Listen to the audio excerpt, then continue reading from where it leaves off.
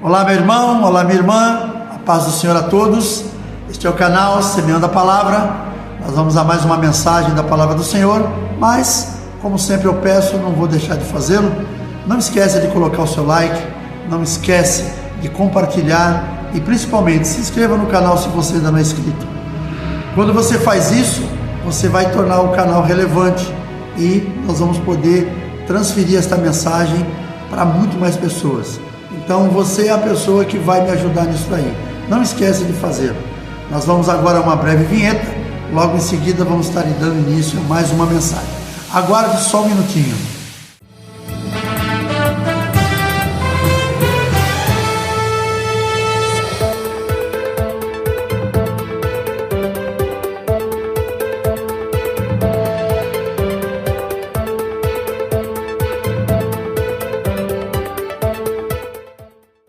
Muito bem, obrigado por você ter me aguardado até aqui. Nós vamos fazer a leitura da Palavra do Senhor. Se você tiver de posse da sua Bíblia, abra comigo no livro de Atos dos Apóstolos, capítulo 11. Nós vamos ler os versos 25 e versos 26. Diz assim a Palavra do Senhor. Depois Barnabé foi a Tarso à procura de Saulo.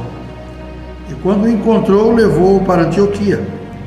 E durante um ano inteiro se reuniram naquela igreja e ensinaram numerosa multidão. Em Antioquia, os discípulos foram pela primeira vez chamados de cristãos.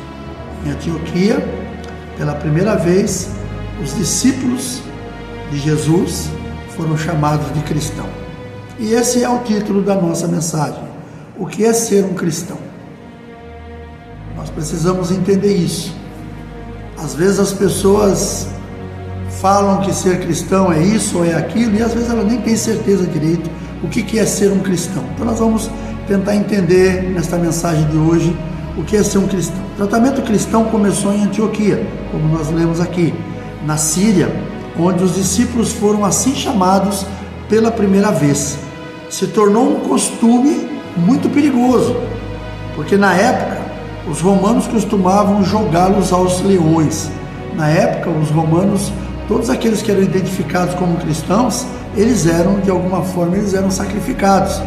Haviam aquelas festas na arena, que havia os gladiadores e tudo mais. Em alguns momentos, eles soltavam cristãos ali, que eram pessoas, para eles, eram tudo pessoas condenadas, sei lá como é que eles tratavam, que tipo de tratamento eles davam para as pessoas, mas eram pessoas que eles condenavam à morte, soltavam dentro da arena e soltavam os leões para divertir aquelas pessoas, para divertir mesmo. Não sei que divertimento macabro é esse, mas era o que tinha na época. Então as pessoas eram soltas ali, os leões eram soltados atrás, as pessoas eram despedaçadas ali a céu aberto, e aquelas pessoas que estavam naquela arena, todas elas festejando aquilo, uma coisa diabólica mesmo. Mas fizeram isso naturalmente. Satanás concordou com tudo isso, para que a igreja pudesse parar, mas eles não conseguiram parar. O Coliseu, tem uma música que fala, o Coliseu não parou a igreja, nada vai parar a igreja. Jesus vai voltar para buscar a sua igreja um dia, e a igreja vai estar em pleno fervor. Claro que a gente sabe que muitas coisas mudaram ao longo dos tempos, mas a igreja continua firmada na rocha, que é Jesus. Então nós vamos aqui fazer hoje nós vamos ver aqui uma reflexão sobre isso. Muitas pessoas hoje são identificadas como cristão, mas o que isso significa? Será que essas pessoas, que elas próprias se identificam, não, eu sou cristão? Eu falo isso muitas vezes. Muitas vezes eu não uso o termo crente, porque na realidade eu sou, mas às vezes a gente não usa o termo crente justamente por uma questão de tentar mostrar uma outra coisa para as pessoas. Porque quando se fala usa o termo crente, lá do passado, vem uma coisa assim muito radical, pessoas que não aceitam nada, pessoas que parece que para algumas pessoas o crente é um bicho. Então, aos longos dos anos a gente foi acostumando a mudar um pouco essa linguagem. Eu falo que eu sou crente, não tenho vergonha nenhuma disso, mas em algumas situações eu falo, eu sou cristão, porque cristão é aquele que acredita e que vive para Cristo. Então nós vamos fazer aqui uma avaliaçãozinha do que é isso, como é que a gente pode entender isso. Primeiramente, nós vamos entender o que Ser cristão não é. O que não é ser cristão? Que muitas vezes a gente vai, quando eu fizer essa primeira parte, você que está me ouvindo vai entender que muitas pessoas usam estes argumentos que eu vou falar aqui para dizer que são cristãos. Mas é uma coisa que não determina um cristão, é isso. Primeiramente, ser membro de uma denominação. Ser membro de uma denominação não determina que ninguém é cristão. Porque tem muitas pessoas que vão na igreja, mas não tem afinidade nenhuma. Ela vai na igreja, ela não quer saber de nada, ela só vai porque ela tem uma pessoa que é amiga que convida para ir, ou porque ela de repente não tem o que fazer naquele dia, ou porque de repente ela até gosta de ouvir a palavra, porque alguém falou para ela que a palavra edifica, que a palavra renova, então ela, estou precisando melhorar minha vida, deixa eu ir lá. Mas a pessoa não se identifica.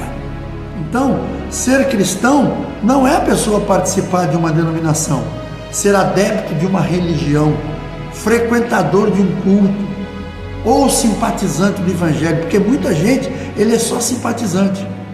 Tem muitas mulheres que são irmãs, crentes fiéis, que elas estão na igreja há muitos anos, e quando elas conseguem de vez em quando trazer o marido vem e às vezes ele fica até impressionado com a igreja. Ele olha, poxa, aqui é um ambiente gostoso, um ambiente tranquilo, cantam-se louvores, tem a pregação da palavra que é muito boa, o pastor é um cara excelente, poxa, eu converso com ele no final do culto, e aí o pastor vai conversando com aquela pessoa, porque a gente faz isso mesmo, vamos tentando conquistar aquela pessoa para Cristo, não é para a gente. E aí chega um dia, aquele pastor fala com a pessoa, poxa, vem frequentar com a gente, olha, vamos fazer um discipulado para você se batizar. Ele fala, pastor, olha, para mim não dá. Eu gosto de vir aqui, a minha esposa, ela é membro dessa igreja, eu sempre que eu posso eu venho, me identifico muito com o senhor, eu acho o senhor um cara bacana, um cara muito legal, gosto da sua palavra. Aqui já aconteceu, uma pessoa vinha aqui e ele entrou no culto, assistiu um culto uma vez que eu estava ministrando a palavra, não lembro se era dia de ceia, o que era, depois ele voltou algumas outras vezes, mas eu percebi que teve dia que ele entrou, sentou, quando chegou a hora que eu convidei a pessoa para ministrar a palavra, que era alguém da igreja, um pouquinho depois, que eu sempre procuro sentar aqui na frente, um pouquinho depois, quando eu percebi, ele tinha ido embora.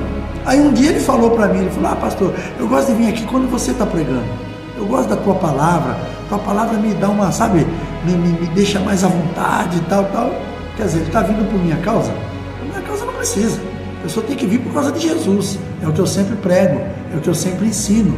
O que eu tenho que buscar na igreja é Jesus. Eu não tenho que buscar a igreja porque ela é bonitinha, porque ela é engraçadinha, porque ela tem um certo conforto, tem um ar-condicionado, tem um irmão que prega bem. Não! Eu tenho que estar ali por causa do testemunho de Jesus e por causa da sua presença. Então isso é importante. Então a pessoa muitas vezes ela pensa que ela é um cristão, ela até se intitula. Tem muitas pessoas que encontram a gente na rua, pastor, a paz do Senhor, irmão, a paz do Senhor, mas a pessoa não tem vida com Deus. Às vezes é uma pessoa que ela anda até uma vida correta, de certa forma. Ela é uma pessoa que trabalha, ela é uma pessoa que respeita, ela é uma pessoa que não tem vícios, mas isso não faz de você um cristão. Nós vamos ver aqui ao longo dessa mensagem o que vai fazer de você verdadeiramente um cristão. Então nós vamos nesse caso agora. Ser cristão é o quê? Ser cristão é ter experiência pessoal com Cristo. Esse é o primeiro passo. Experiência pessoal com o Senhor. Eu tive essas experiências no passado, tenho essas experiências até o dia de hoje, mas quando eu cheguei na igreja, há mais de 22 anos atrás, eu cheguei aqui machucado, porque eu venho de uma família cristã, eu tive na igreja durante muitos anos, mas na minha adolescência, já chegando numa certa idade, eu me desviei e fiquei muitos anos longe dos caminhos do Senhor. Então quando eu voltei, normal, a pessoa volta meio machucado, meio, sabe, muito indignado com tudo que ela tinha vivido antes, falava, poxa, por que a minha vida era assim?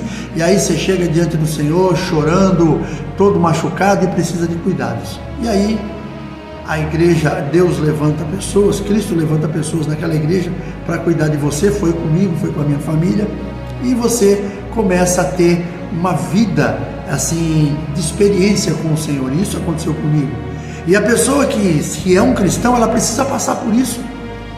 Ela tem que chegar diante do altar e deixar tudo aquilo que ela vivia na vida mundana.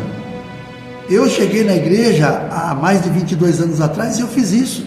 Eu entreguei no púlpito, aos pés da cruz, melhor assim dizer, eu entreguei aos pés da cruz tudo aquilo que eu era. Eu não estou dizendo para os irmãos que estão me ouvindo que eu me tornei um cara santo, que eu me tornei um cara imune a erros. Não, eu continuo sendo pecador.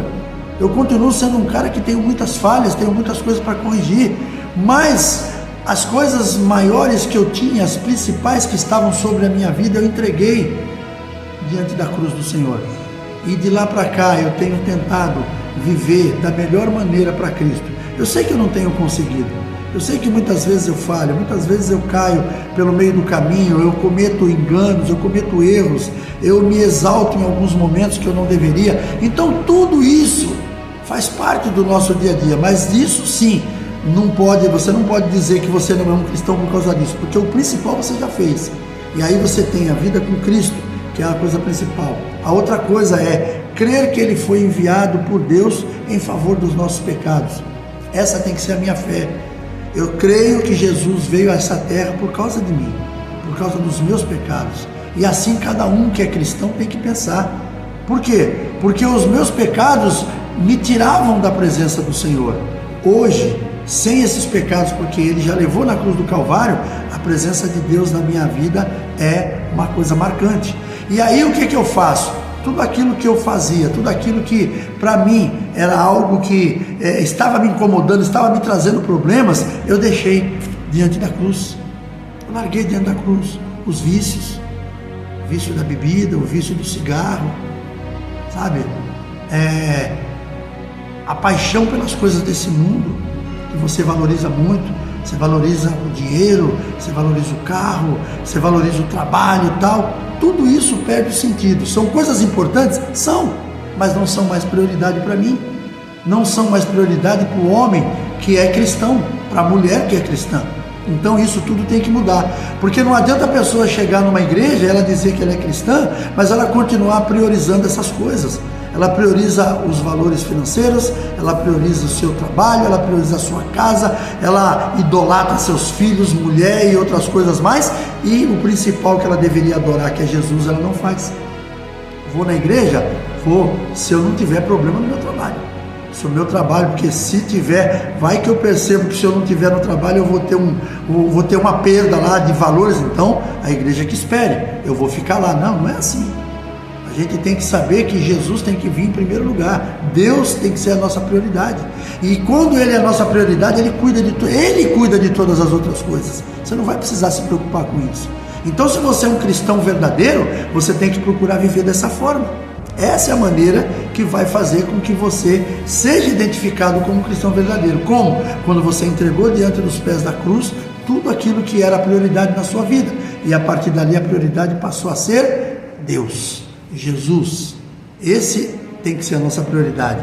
Uma outra coisa que nós precisamos fazer é aceitá-lo como o único e suficiente Salvador. Esse é um papel muito importante, porque às vezes a pessoa, ela vem para a igreja, mas ela tem aquela coisa, quando se fala em aceitar, não, tá bom assim, eu já tenho Jesus. As pessoas falam isso, quando você fala em aceitar Jesus, ela, mas eu já tenho Jesus na minha vida. Mas eu não sei que Jesus é esse que ela tem, que ela diz que tem. Então a gente tem que tomar esse cuidado. E o terceiro é ser batizado em nome do Pai, do Filho e do Espírito Santo. Tá aí uma outra coisa que não dá para a gente entender. Por que as pessoas fazem isso? Às vezes a pessoa faz o quê? Ela vem para a igreja, ela até aceita Jesus ali no momento que teve uma palavra que impactou, ela levanta a sua mão, ela vai na frente, só que depois você quer convidar essa pessoa para fazer um discipulado, para ir para um batismo nas águas, ela fala, não, é muito cedo ainda, não é tempo. Eu queria saber qual é o tempo que a pessoa tem. Eu já escutei pessoas dizer assim, pastor, eu quero me batizar, mas fulano de tal lá da minha casa falou que não é meu tempo de batizar ainda, eu não estou preparado. Eu falo, mas o que você quer preparar o quê? Você quer esperar Jesus voltar para se batizar? Ou você quer esperar que Ele desça aqui na terra para fazer o teu batismo? Porque não existe preparação. A preparação é isso que nós falamos aqui, é aceitar como único e suficiente Salvador e crer que Ele foi enviado por Deus para que nós fôssemos livres do pecado. Isso é o que eu tenho que estar preparado. Se eu acredito que Jesus é o único caminho da minha vida, que Ele foi enviado por Deus em favor dos meus pecados, e eu aceitei como único e suficiente Salvador, o próximo passo é o batismo. Não existe isso. Uma certa feita, quando nós não estávamos ainda nesse local, era um outro local, Uma irmã chamou uma outra pessoa que estava frequentando a igreja e fez o convite para ela, para que ela fosse fazer um discipulado para batismo. Ela falou: não dá, agora eu não posso fazer, eu não tenho como. Poxa, mas por quê? Problema de trabalho, a gente arruma um horário e tal. Não, é porque eu tenho o meu namorado e nós temos a nossa vida íntima e eu não quero me batizar por causa disso. Aonde essa pessoa pensou que se ela não se batizar, ela está livre do pecado porque ela tem essa vida íntima com o namorado? Isso aí é fornicação, ela é pecado em qualquer situação, batizado ou não. A pessoa, na mente dela, é uma pessoa tão inocente, sei lá se essa é a palavra mais adequada, que ela achava que por ela ter uma vida íntima com o namorado, se ela se batizasse, ela estaria em pecado. Então, ela tem aquela vida íntima com o namorado, não tem pecado. Negócio estranho, né? Então, as pessoas precisam compreender isso. Esse batismo nas águas, claro que é um batismo do arrependimento, né? Para que você se arrependa, realmente você mostre o seu arrependimento e dali para frente você leve uma nova vida. É para que você dali para frente lute contra essas fortalezas, para que elas não venham a acontecer mais. Eu já tive ocasião de pessoas que a gente trabalhou, nós tivemos agora recentemente um casal que se batizou com a gente, eu glorifico a Deus pela vida deles, um casal abençoadíssimo. Eles não eram casados, eles estavam morando juntos, tem um filho já de 8 anos, e eu sei que quando começaram a fazer o discipulado, quem fez o discipulado foi até a minha filha e o meu genro, que fizeram com o casal, um discipulado abençoado. Próximo do batismo eles estavam com tudo preparado para casar, uma coisa que eles nunca tinham pensado antes, mas daí eles entenderam que, poxa, eu preciso consertar a minha vida, e eles consertaram, se casaram. Nós ungimos a aliança deles aqui na igreja, não houve uma festa, porque eles falaram: vamos cumprir primeiramente a determinação que a palavra de Deus nos dá, que é você estar dentro do contexto da autoridade. E aí aquele casal se casou. Pensa se não é um casal abençoado e que vai continuando fazendo o que eles estão fazendo, da maneira que eles estão fazendo, eles vão crescer na vida, tanto na vida espiritual e principalmente na vida cotidiana, financeira, porque Deus abençoa de todos os lados. Então a pessoa, para ser um cristão, ela tem que ser uma pessoa autêntica, ela tem que ter autenticidade naquilo que faz. Então é importante a gente entender isso aí.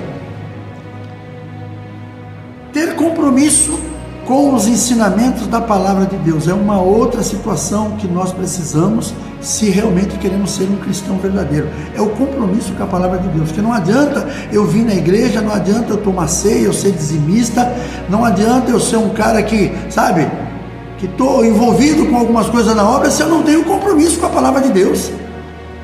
A palavra de Deus eu só vou até onde eu acho conveniente. Não, esse compromisso com a palavra de Deus, obediência, a palavra de Deus, ela não existe um meio termo para você dizer: não, isso aqui eu posso, isso aqui eu não posso. A palavra de Deus é sim, sim, não, não, ponto final. O que vem além disso é procedência maligna. Outra situação é ser um discípulo fiel. O que é ser um discípulo fiel? É não negar a fé. É você não negar a tua fé, é você ter certeza de quem você é, você ter uma identidade diante do Senhor. Essa identidade você não pode negá-la, sabe? Tem pessoas que eles são cristãos dentro da igreja, pelo menos na concepção deles. Eles são cristãos dentro da igreja, saiu da igreja, eles fazem as coisas de qualquer jeito. Se alguém vai: você é crente? Não, eu vou lá naquela igreja de vez em quando, mas não tenho nenhum compromisso. E é verdade. Então a pessoa, se quiser, tem que ser um discípulo fiel. Outra coisa, obedecer acima de todas as coisas, é obediência. A palavra de Deus diz que, lá no livro de Samuel, diz que Deus não está preocupado com sacrifício, o que Ele quer é obediência à sua palavra. Se eu for obediente à palavra do Senhor, alguns momentos eu vou cair, nós vamos, como seres humanos, aqueles que têm carne, estamos aqui nessa terra, mas a palavra de Deus também me ensina, lá no livro de 1 João capítulo 1, verso 9, que se eu pedir perdão pelos meus erros, Ele é fiel e justo para me perdoar e me redimir de toda injustiça. Então é isso que nós precisamos fazer, viver uma vida dessa forma, obedecer acima de todas as coisas. Mais importante, tornar-se semelhante a Cristo. Mas de que forma? Essa é a maneira, é uma pergunta. Como é que eu sou semelhante a Cristo? Ser a sua imagem e semelhança em caráter. E isto somente conseguimos andando com Ele. Você não vai conseguir ser imagem e semelhança de Cristo andando com pessoas do mundo. Você não vai conseguir sendo imagem e semelhança de Cristo se você não tiver vida com Ele. Então essa vida diante do Senhor, caminhando juntos, isso não tem como mudar. Isso não tem como fazer diferente. Se você quer ter uma vida diante do Senhor, caminhando junto com Ele, tem que ser assim. Essa é a maneira, essa é a forma. Não podemos fazer de outra maneira, não podemos fazer de outro jeito. Para a gente concluir, o cristão subirá com Ele quando Ele voltar para buscar a sua igreja e viverá com Ele por toda a eternidade. Os requisitos para viver com Ele são ser um pecador e querer perdão e a transformação por meio de Jesus. Esse é o problema de muita gente. As pessoas muitas vezes elas querem o perdão de Deus, mas elas não querem estar junto.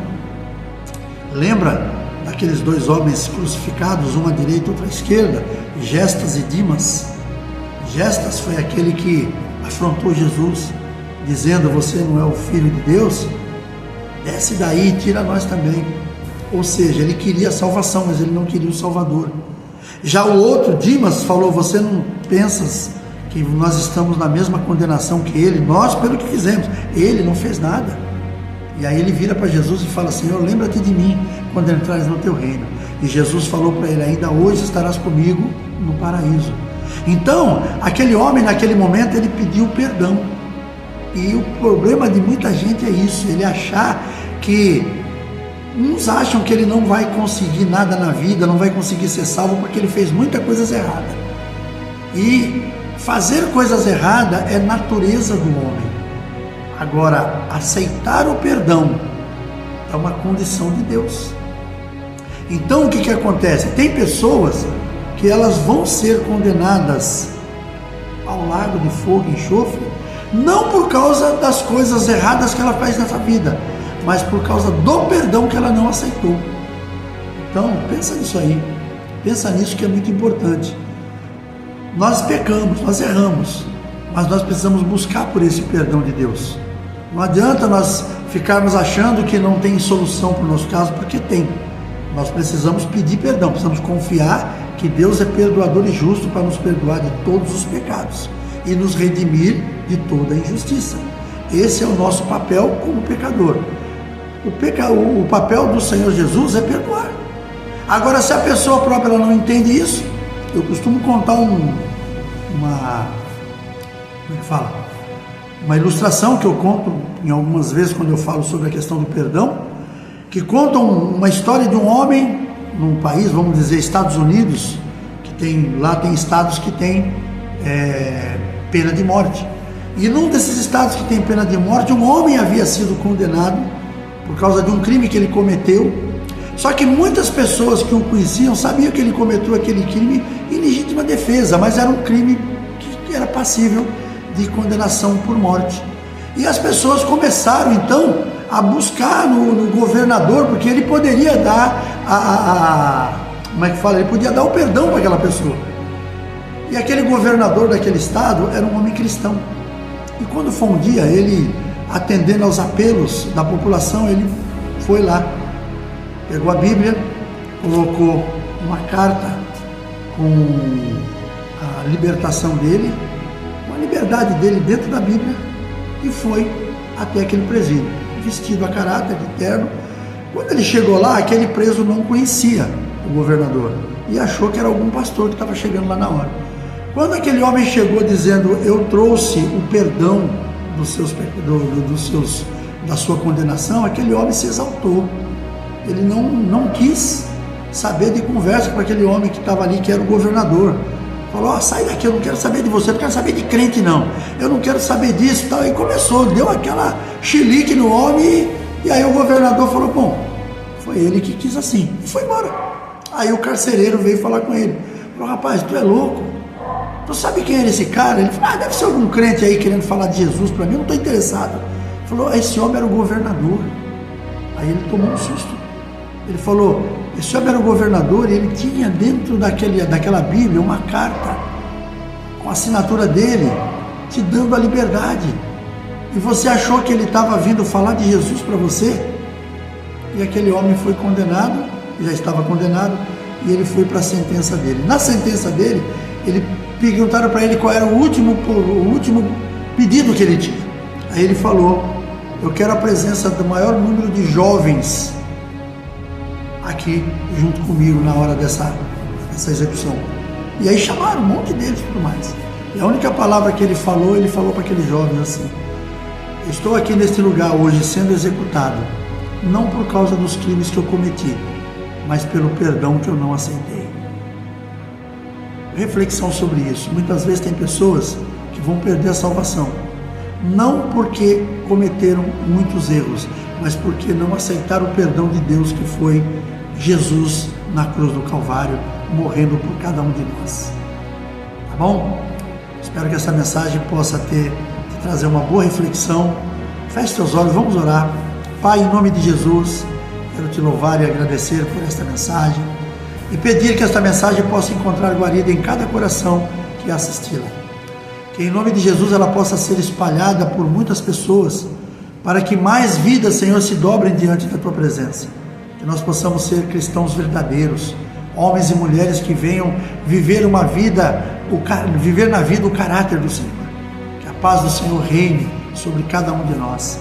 Que a paz do Senhor reine sobre cada um que estiver assistindo este vídeo, e que o amor do Senhor esteja presente em cada momento. É no nome de Jesus que eu te agradeço para todos sempre. Amém. Glória a Deus. Obrigado por você ter me esperado até aqui. Um beijo, um forte abraço e até o próximo vídeo, permitindo Deus.